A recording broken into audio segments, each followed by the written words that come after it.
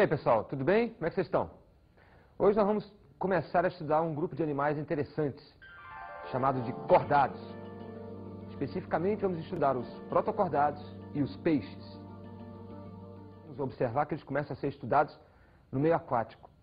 E depois é que nós vamos chegar no meio terrestre. Então, os protocordados, os peixes e até os anfíbios, né, são observados, né, esses animais existem dentro da água. Depois vem os répteis, as aves e os mamíferos, onde esses animais já têm uma predominância de ambiente terrestre. Mas que fique claro, os cordados surgem na água e depois é que vem para a terra. Vamos então falar um pouco das características gerais de um cordado. É necessário que existam 3 estruturas básicas, pelo menos uma vez na vida, desse animal. A notocorda, fendas branquiais e tubo neural. Notocorda, fendas branquiais e tubo neural são as características mais importantes que definem um cordado. Então imagina que a gente agora vai para Marte. E em Marte, vamos supor que tenha vida. E a gente descobrir um organismo e começar a sacar que ali tem notocorda, tubo neural ou fendas branquiais, eu estou diante de um animal marciano cordado. Tranquilo? Vamos agora detalhar um pouco essas 3 características de cordados. Vamos começar com a notocorda. O que seria a notocorda? Imaginemos que esse fio, tá? Que esse fio seja então um conjunto de fibras e essas fibras estão no dorso do animal. E elas têm a função de sustentação. Só que preste atenção, olha a flexibilidade desse fio. Assim é a notocorda. Ela é diferente da coluna vertebral, que é óssea e é formada parte por parte. A notocorda é um feixe contínuo de fibras proteicas que vão estar presentes pelo menos uma vez no corpo do animal. Posso te dizer o seguinte, a notocorda em alguns animais surge num período da vida desse animal e depois some. Em outros animais, a notocorda surge no período embrionário e aí vai existir até a vida adulta dele. E não surge outra estrutura, nem some a notocorda, nem surge coluna vertebral. Em alguns animais, a notocorda ela é simplesmente substituída pela coluna vertebral. Preste atenção, notocorda não origina a coluna vertebral. Notocorda serve de molde para que a coluna vertebral saiba onde tem que crescer, saiba onde tem que surgir. Senão a coluna vertebral vai nascer na barriga do indivíduo. E agora o tubo neural. Um conjunto de células nervosas, neurônios, né, que vão surgir também no dorso do animal e que no futuro vai dar origem ao sistema nervoso central, o cérebro e a medula espinhal desse animal.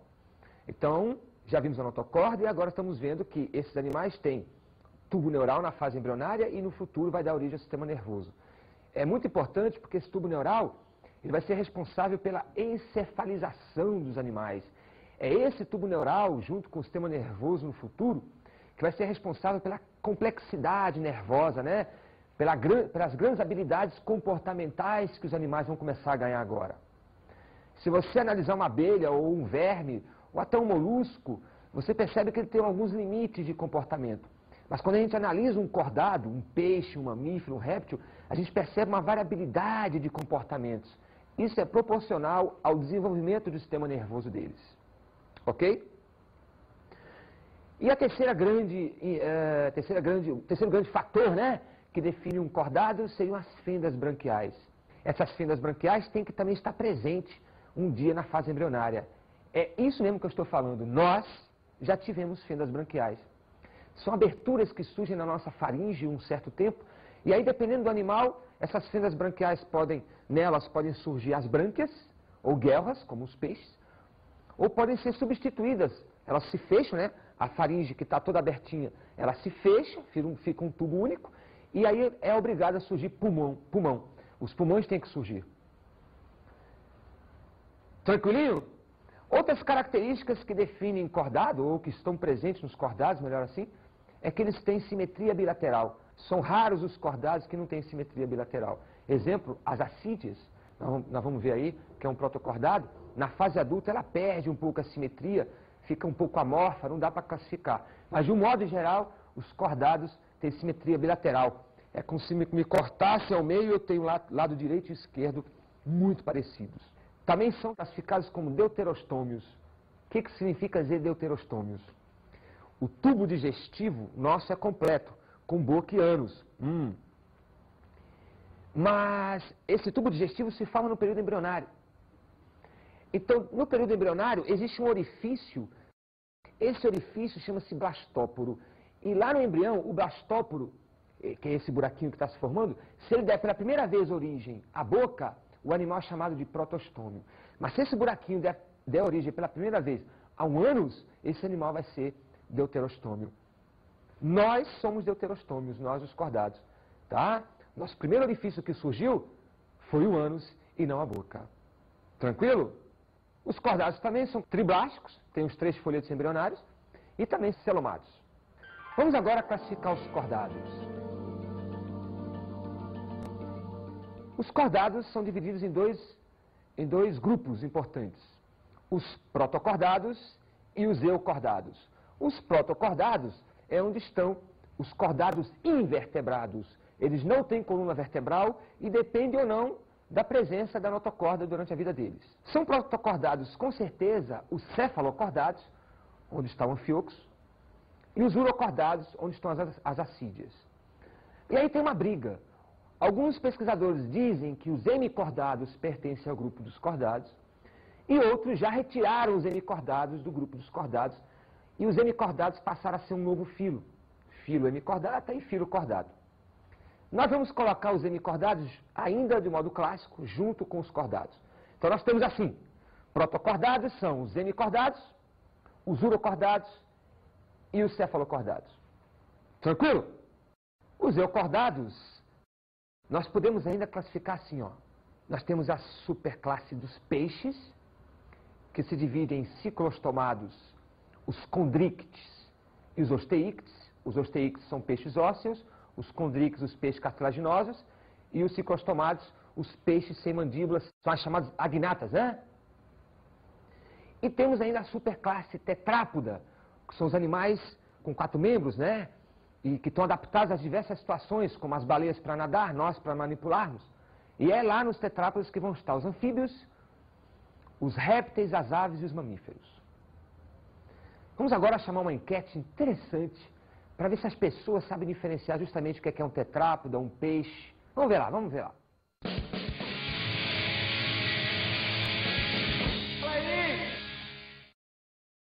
Você acha que você não é um tetrápoda? Não, nem sei o que é isso. Olha, se você não for um tetrápoda, você é um pisci. Você sabe dizer o que é um pisci? Também não. Não. Então vou lhe ajudar. Um tetrápoda é todo animal que tem membros superiores adaptados à manipulação. Ah, agora eu sei. E um pisci, toda a classe dos peixes. Então você é o quê? Trápode. De novo, tetrápoda. Tetrápoda. Você sabia que vocês dois são 2 tetrápodas? O que é isso? Sabia que você é uma tetrápoda? Ah, que é isso? É. Você acha que você é ou não é uma tetrápoda? Ah, sei lá, não sei o que é isso. Então, se vocês não são tetrápodas, vocês são 2 piscis, certo? Mas o que é? Então eu vou explicar pra você. Vem cá, não precisa fugir. Tetrápoda é todo animal que tem membros superiores adaptados à manipulação.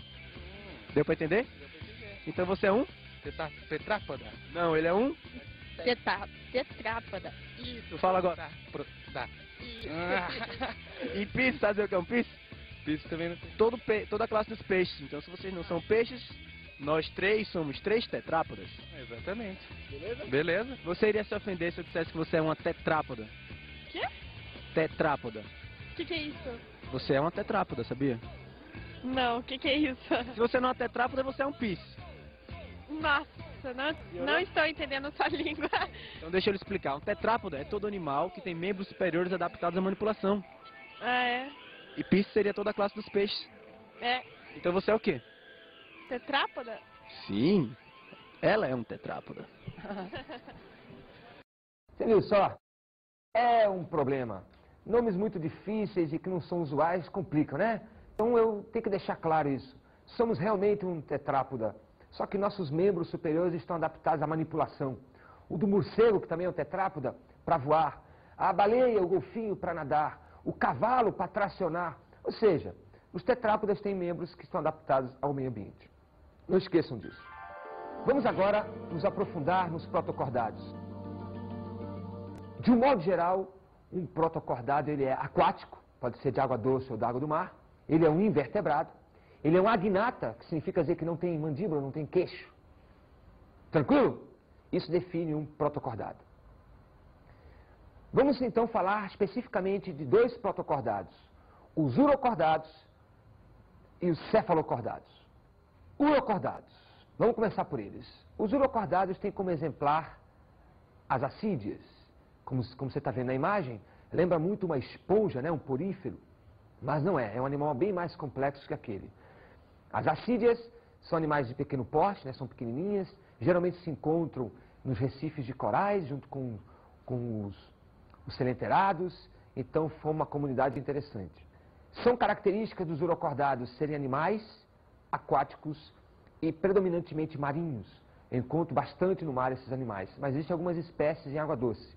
Mas a grande característica de um urocordado é a presença de uma túnica, né? De um revestimento externo à base de celulose. Por incrível que pareça, é isso. A celulose que está presente nas células vegetais vai agora também estar compondo a túnica, né? Esse esqueleto externo dos tunicados. Tranquilo? Por isso eu posso chamar as assídeas, ou posso chamar os urocordados de tunicados.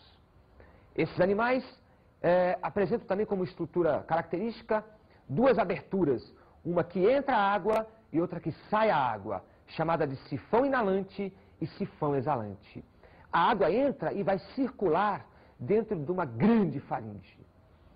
Os urocordados têm uma grande faringe no seu interior e essa faringe serve ao mesmo tempo para quê? Para filtrar a água de onde vai retirar o alimento, o plâncton, e ao mesmo tempo para respirar, tirando dali o oxigênio. Posso dizer que a faringe então funciona como brânquias também. Tá legal? Posso então adiantar que a respiração desses animais é branquial. Também os urocordados, vamos logo ser mais específico no que se refere à reprodução, eles são geralmente hermafroditas, né? São monóicos, têm um desenvolvimento indireto, eles passam por uma fase larval, como você vai ver aí a larva, né? Olha só que interessante. Aliás, pegando essa imagem, comparem a faringe da larva, né? E ela vai crescer bastante no adulto. E a fecundação desses animais é externa, né? Liberam-se os óvulos lá, os espermatozoides aqui, e vai haver uma fusão ali no meio aquático. Quero que vocês voltem a observar a larva. Preste atenção, observe então a larva, muito bem. E olha só, existe a notocorda nessa larva. E depois que essa larva vira adulta, não existe mais a notocorda. Ela perde a notocorda e quem vai sustentar o urocordado é justamente a sua túnica, que não está presente na forma larval. Os urocordados também têm tamanho reduzido, eles são pequeninos, né? São comestíveis alguns. Lá na Ásia, no Japão, por exemplo, eles fazem parte da gastronomia. Também são animais sésseis na sua maioria. A larva, sim, é livre natante, mas a maioria das assídeas estão presas, né? Nos recifes de corais. Onde é que eu encontro os urocordados, as assídeas? Eu posso encontrar nos recifes, mas eu também posso encontrar em regiões abissais, em regiões pelágicas, em regiões bastante profundas, onde inclusive não existe iluminação.